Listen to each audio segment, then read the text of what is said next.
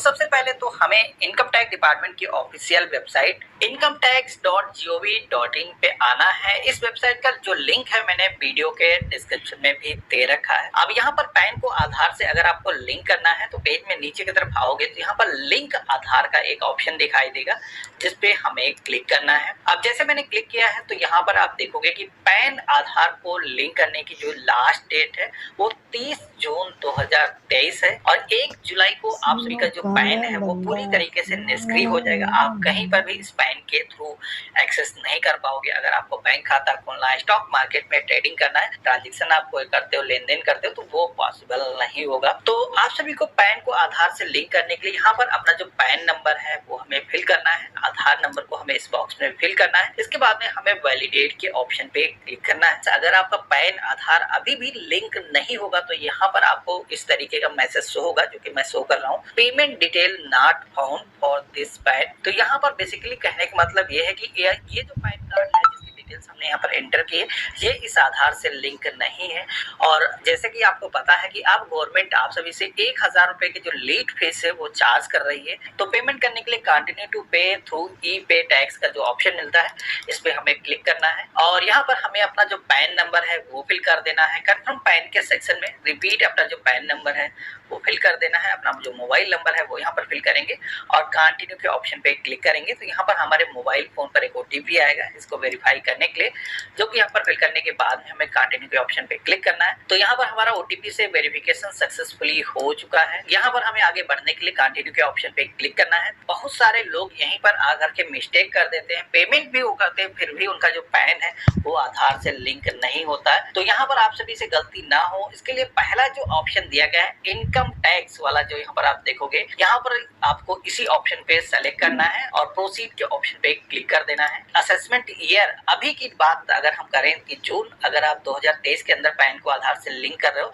तो यहाँ पर लेटेस्ट 24-25 वाला जो ऑप्शन दिया गया है इसे ही आपको सेलेक्ट करना है। अगर आप यहाँ पर कोई भी दूसरा असेसमेंट ईयर सेलेक्ट कर देते हो तो उस केस में आप सभी का जो पेमेंट है वो वेरीफाई नहीं हो पाएगा। ये जो पेमेंट है गवर्नमेंट ने अदर रिसिप्ट 500 के अंदर बोला है तो ये हम यहाँ पर ऑप्शन को सेलेक्ट करेंगे और इसके बाद में हमें कंटिन्यू के ऑप्शन पे क्लिक कर देना है। तो इतना करते ही अगला जो पेज आता है जहाँ पर आप देखोगे कि यहाँ पर जो लेट फीस का जो हम पेमेंट कर रहे हैं 1000 रुपीज वो यहाँ पर आप देखोगे कि काउंट होकर के आ चुका है और इसमें हमें मैनुअली फिल करने की जरूरत नहीं पड़ी है, ऑटोमेटिक पॉपुलेट होकर के आया है।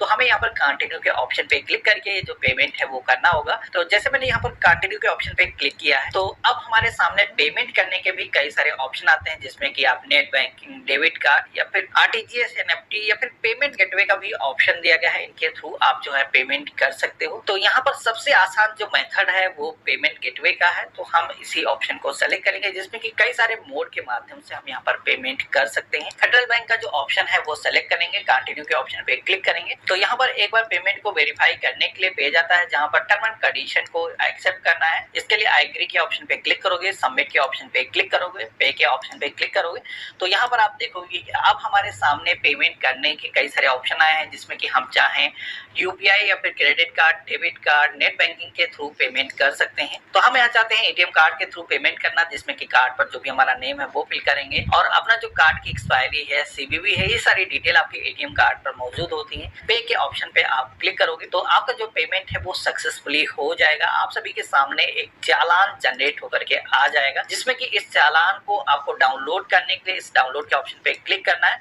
तो यहाँ पर आप सभी के पेमेंट की जो सारी डिटेल्स हैं वो यहाँ पर रिफ्लेक्ट हो जाती है जिसमें कि बीएसए कोड वगैरह भी इस पे मेंशन किया गया है। यही जरूरत होती है आप सभी का पैन आधार से लिंक करने के लिए। तो यहाँ पर इतना होने के बाद में आप सभी को थोड़ा सा वेट करना होगा क्योंकि ये जो पेमेंट आपने किया है ये पेमेंट इनकम टैक्स डिपार्टमेंट के ई फाइलिंग पोर्टल के थ्रू इसको वेरीफाई किया जाएगा क्योंकि ये जो पेमेंट है प्रोटीन जो एनएसटीएल की वेबसाइट है वो कलेक्ट करते हैं जिसमें कि 4 से 5 डेज का टाइम लगता है ऐसा बोला जाता है। लेकिन आपका जो पेमेंट 4 घंटे के ही अंदर वेरीफाई हो जाता है अगर वर्किंग डेज है तो आप सभी को दोबारा से इस वेबसाइट पर आकर के पेमेंट को वेरीफाई करने के लिए दोबारा से उसी ऑप्शन यानी कि लिंक आधार के ऑप्शन पे हमें क्लिक करना है और यहाँ पर पैन आधार फिल करके जैसे ही हम कंटिन्यू के ऑप्शन पे क्लिक करेंगे तो पहले यहाँ पर जैसे कि आपने देखा था कि payment detail not found show करता था, लेकिन अभी आप देखोगे कि यहाँ पर पेमेंट डिटेल फाउंड का जो मैसेज है वो आ चुका है। यहाँ पर 1000 रुपए के जो फीस है हमने जो चालान के माध्यम से पेमेंट की है उसका जो चालान नंबर है, जो अमाउंट है, जिस डेट को हमने पेमेंट किया वो सारी डिटेल्स आ चुके हैं। तो यहाँ पर अब लिंक करने के लिए हमें कंटिन्यू के ऑप्शन पे क्लिक करना है। अब हमें अपना जो आधार पे नेम जिस तरीके का है वो नेम यहाँ पर फिल करना है, अपना मोबाइल नंबर फिल करना है। यहाँ पर आप सभी को टर्म एंड कंडीशन को एक्सेप्ट करने के लिए आई एग्री के ऑप्शन पे क्लिक करना है। इसी के साथ में दूसरा ऑप्शन है जिसमें कि आपके आधार कार्ड पर अगर केवल बर्थ ईयर ही है, पूरी एग्जैक्ट डेट नहीं है, तो आपको यहाँ पर ये सेकंड ऑप्शन दिया गया, इस पे भी क्लिक करना पड़ेगा। अदरवाइज आपको यहाँ पर लिंक आधार के ऑप्शन पे क्लिक कर देना है। तो आप सभी का जो पैन है वो आधार से इतना करने के बाद में सक्सेसफुली लिंक हो जाएगा।